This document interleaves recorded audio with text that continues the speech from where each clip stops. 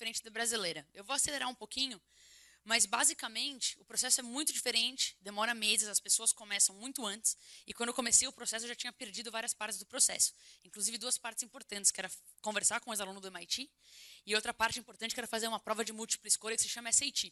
Todo mundo falou, Bel, desiste, não gasta tempo com isso, que não vai dar certo, não sei o quê. Eu falei, olha, eu preciso ouvir o não, eu não posso viver com a dúvida de que talvez fosse sim. Só que é engraçado quais são as coisas que te abrem as portas. Já tinha passado o prazo. O que eu resolvi fazer? Eu resolvi procurar um aluno que já tinha prestado MIT e pedir para ele me dar o endereço do cara que entrevistou ele. Porque se eu fosse pelo caminho normal, não tinha mais entrevistador, já tinha passado o prazo. E eu resolvi aparecer na casa desse cara, bati na porta dele, pedi por favor para ele me entrevistar depois do prazo, e acabou dando certo. Mas é engraçado, porque isso não foi inteligência, foi iniciativa, certo? Foi iniciativa acima de qualquer outra coisa nesse momento. E a segunda parte foi que eu também tinha perdido a prova do SAT. Eu também apareci no dia da prova, eu perdi as inscrições, mas não a prova. Nessa eu fui realmente expulsa, me tiraram da sala, falaram que eu tinha que sair da escola, que eu estava no lugar errado. E eu resolvi implorar para deixarem eu pelo menos ficar na frestinha da porta para ver se alguém ia faltar. E eu tive a sorte de que uma pessoa não foi. E eu acabei fazendo essa prova, esse assento vazio. Por que eu gosto de contar essa história? Essa história já é um pouco velha, já tem 7 anos que aconteceu isso na minha vida. 8 anos quase. Inclusive, 18 de março foi 7 anos que eu recebi a cartinha do MIT, 2 dias atrás.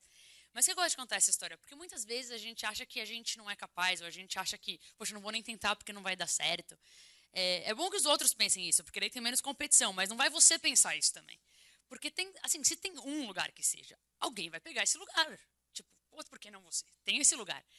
E não só isso, eu acho que muitas vezes a gente vai sempre pelas coisas convencionais, não é questão de quebrar regras, é questão de descobrir que tem maneiras alternativas de correr atrás do que você quer, mesmo depois que parece que você já perdeu aquilo que você quer. E eu isso acabei aprendendo com 17 anos. Aconteceu um milagre, algumas semanas depois chegou a cartinha na minha casa falando que eu tinha sido aceita, alegria total, né? Exceto pelo preço.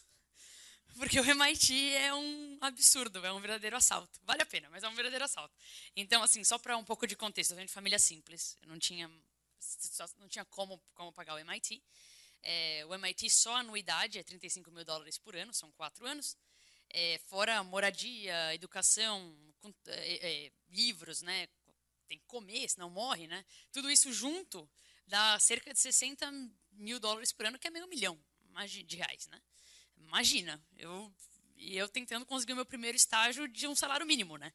Então isso parecia um pouco improvável. O que eu fiz? Fiz duas coisas. Eu comecei a negociar uma bolsa com o MIT. O MIT deu uma bolsa praticamente metade do valor, eles deram para mim. Só que mesmo a outra metade ainda era um absurdo para mim, né? E o que eu fiz? Eu fui bater na porta desse mesmo professor que me mostrou a cartinha. Falei, olha, eu entrei, eu não tenho como ir. E eu falei, olha, eu tenho 6 meses até começarem as aulas lá começam no segundo semestre, né?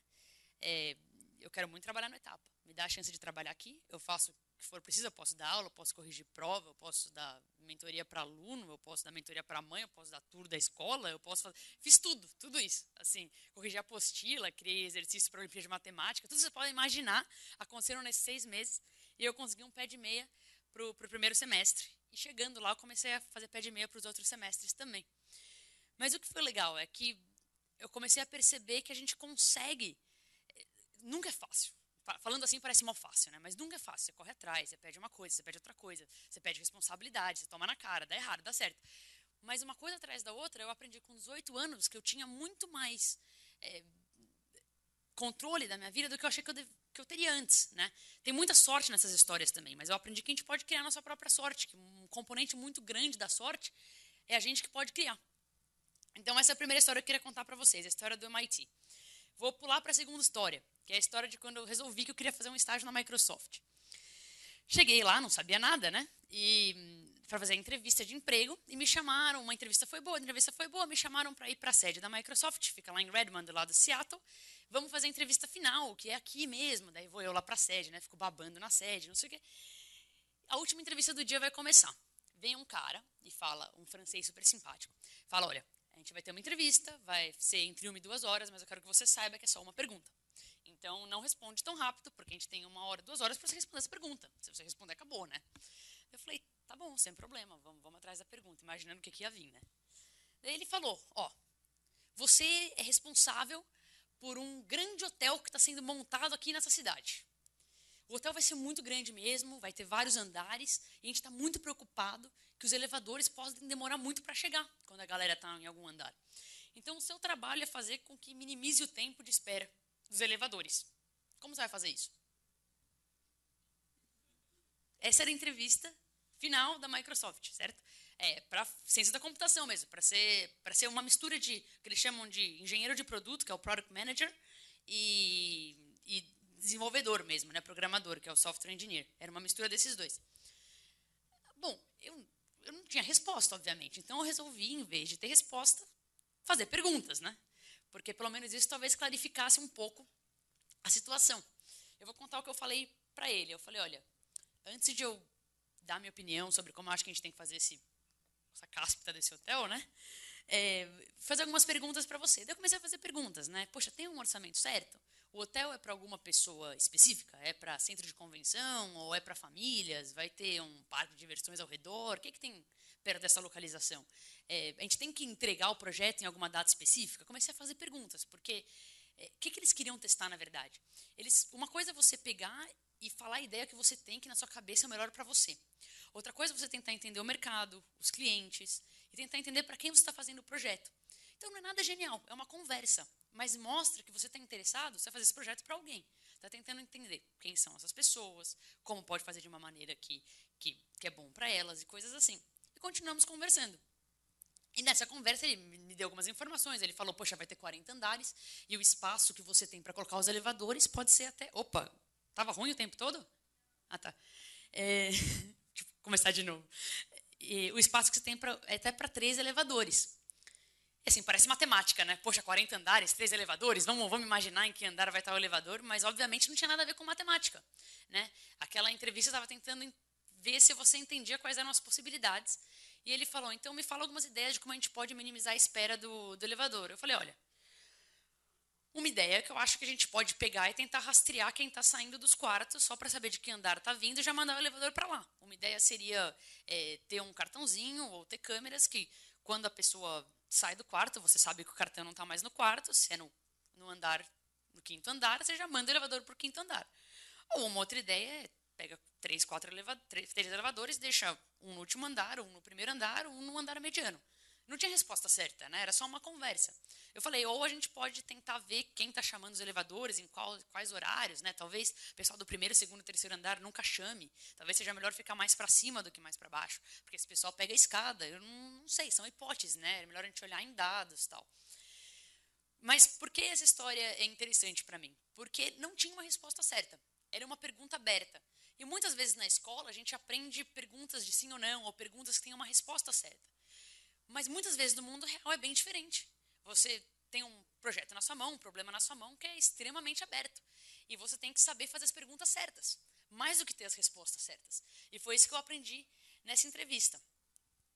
E isso toca muito nessas habilidades de fazer perguntas, de pensar numa maneira que você está focada no cliente, não no que você vai fazer. Eu podia ter respondido o hotel dos meus sonhos.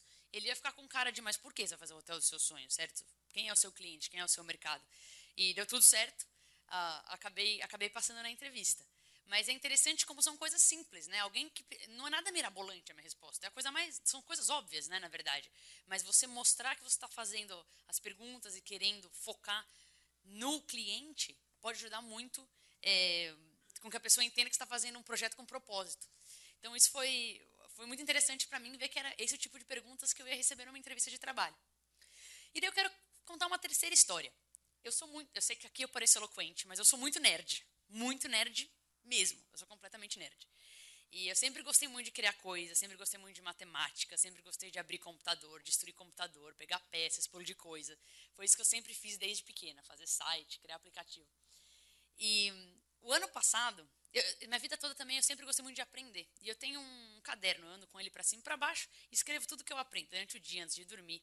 Eu tenho vários cadernos, agora são vários, né?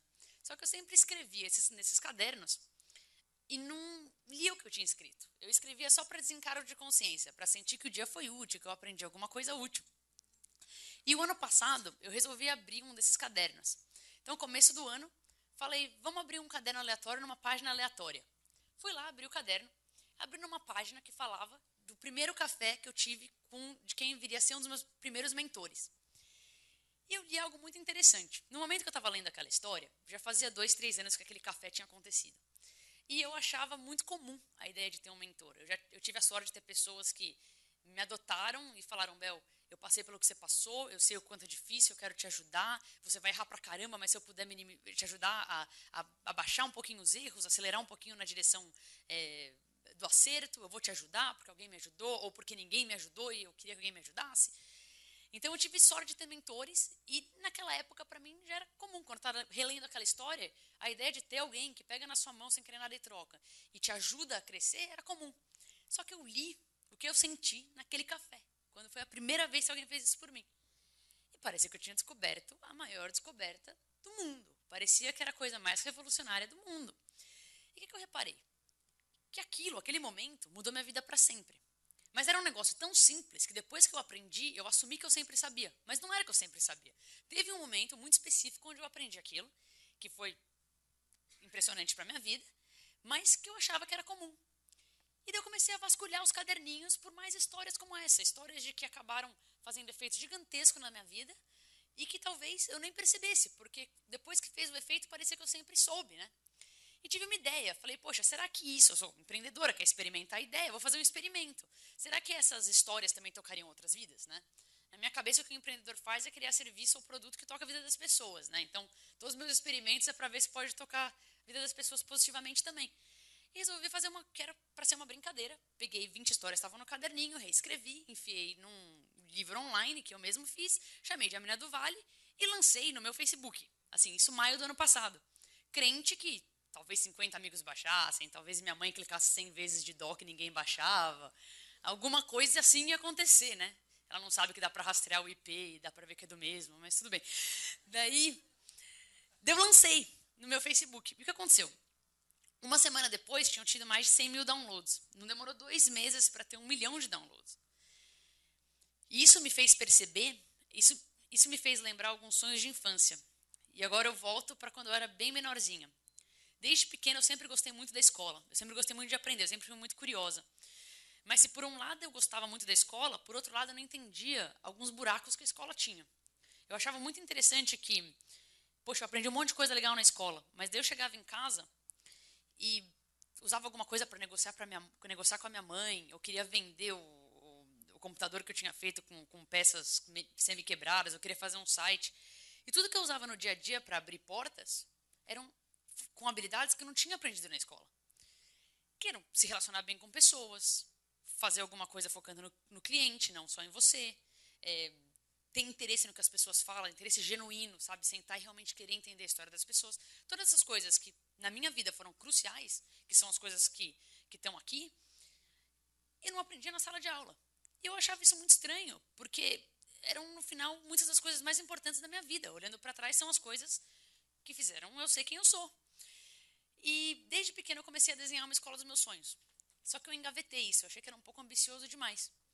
Quando eu fiz o livro e teve tanto interesse, tantas pessoas demonstraram interesse em aprender o jeito de pensar empreendedor, não só o jeito de pensar empreendedor de começar uma empresa, mas no dia a dia, sabe? Ser empreendedor com a sua vida, com o que você quer, com os seus desejos, com as suas metas. Isso me fez começar a ter uma vontade ardente de tirar da gaveta o bendito projeto de escola dos sonhos que eu tinha. E eu comecei a redesenhar, comecei a pensar o que eu poderia fazer, como que eu poderia fazer isso acontecer. E faz 7 anos que eu moro nos Estados Unidos. Eu estudei lá, depois do MIT eu fiquei pelo Vale do Silício, eu fiz algumas empresas lá. Mas faz um mês que eu voltei para o Brasil. Então, conforme eu comecei a redesenhar essa escola, ficou muito claro para mim que eu queria fazer isso no Brasil, para brasileiros. E o que eu lancei semana passada é uma escola, se chama Fase Nova, e é completamente focada em empreendedorismo. Então, os cursos, tem 3 cursos principais. O primeiro curso é as grandes habilidades do dia a dia, e um negócio pequeno, mas vale a pena falar. As siglas é HEI, é Rei. É o nome do mentor que estava naquela história, Reinaldo. Então, uma mini admiração pelo mentor, que mudou minha vida também. E o Etapa, que é onde eu vou dar as aulas em São Paulo, foi a escola que me falou do MIT, foi o Ed que me deu o primeiro trabalho. Então, eu fico muito feliz de voltar às raízes e voltar com um monte de gente que me ajudou também. Mas, basicamente, as grandes habilidades do dia a dia vão mostrar quais são essas pequenas e grandes coisas que podem ter um impacto gigante na sua vida, como você pode negociar as coisas de uma maneira que todo mundo ganha, como você pode se comunicar muito claramente, como tem maneiras completamente diferentes de conseguir um emprego, mas tudo com foco em ser gentil, ter um bom coração. A minha vida inteira eu fiz um monte de coisa sem querer nada em troca e tudo voltou, com um karma ultra positivo, sem querer nada em troca mesmo. E tem maneiras e maneiras de fazer isso e eu acho que pode ser ensinado. A segunda aula é empreendedorismo sem enrolação, porque eu quero trazer, eu quero desmistificar esse negócio, que as pessoas pensam que empreendedor é tipo, é um cara mágico que viu o futuro, e daí ele fala pra galera fazer alguma coisa, daí ficam dois anos no escritório, daí lança e, o cara tava certo. Não é assim. Tipo, isso é o mais longe do real. O mais real é alguém tem uma ideia, pode estar errada, tem um monte de hipótese, lista as hipóteses, testa cada hipótese, e o que está errado vai mudando, o que está certo vai em frente. E é isso que a gente vai aprender na aula de empreendedorismo. E a inovação aplicada a desafios reais, eu percebi que tem muita gente falando de inovação, tem muita brincadeira. Pega o post-it, vamos brincar de post-it. Isso é legal, isso é muito interessante, aprender os métodos de inovação, geração de ideias, aprender como você pode olhar para um problema de uma maneira diferente. Mas o que eu queria fazer? Eu queria mostrar que essas técnicas que a gente aprende na sala de aula, que às vezes a gente não liga ao mundo real, na verdade podem ser usadas para economizar milhões e milhões de reais de uma empresa em problemas de logística, que pode ser usada para desenhar um produto diferente. Então, a classe de inovação, na verdade, empresas reais, empresas parceiras estão entrando na classe. A primeira versão vai ser a Votorantim, trazendo problemas reais. E todas as técnicas que a gente vai aprender vai ser aplicada a esse problema. E realmente pode ser implementado na empresa. E você pode ver que o que você criou pode fazer um efeito grande em algo real. Esse é um piloto. A visão de longo prazo é que tudo esteja também online e que o próprio material esteja disponível para quem queira acessar esse material. Mas eu fiz questão de começar as aulas presenciais, começa 1º de abril, não é mentira, é uma data horrorosa, mas é verdade. Então, e eu mesmo vou dar todas as aulas e eu mesmo estou fazendo o material. Para mim, como empreendedor, eu acho muito importante testar cada um desse conteúdo, é o teste do brilho nos olhos, né? Saber cada uma das linhas, o que está funcionando e o que não está funcionando. E as aulas presenciais iniciais vão ser em São Paulo, no Colégio Etapa, que fica na Vila Mariana. Mas eu estou muito, muito, muito empolgada com essa história. Eu quero que a própria fase nova também seja uma história de empreendedorismo. Eu não quero só ensinar empreendedorismo, mas eu quero aplicar tudo que eu aprendi para como eu começo e cresço a fase nova. Tudo que eu fizer de errado eu vou expor também. Tudo que eu fizer de certo eu vou expor. Eu quero que a própria fase nova mostre um pouquinho como que é empreender na real. Porque eu acho que ultimamente o empreendedorismo está muito glamourizado e a gente tem que ver como que é o empreendedorismo real, que é muito mais tapa na cara do que acertar. Então eu espero mostrar isso também. Eu posso até falar do primeiro erro, que a gente lançou a fase nova. Eu lancei no Colégio Etapa, a gente chamou os alunos, não chamou os pais. Só que é para 15 anos e para cima, né? Para os alunos que estavam lá de 15 a 18 anos, a gente devia ter chamado os pais. Então, esse foi o primeiro erro da fase nova. já estou divulgando e já teve vários acertos também. A gente já está com 3 classes de aula cheias. Eu estou muito, muito feliz de estar de volta ao país para trazer isso que junta as minhas 3 maiores paixões, que é aprender, ensinar e criar. E é isso aí. Obrigada, gente.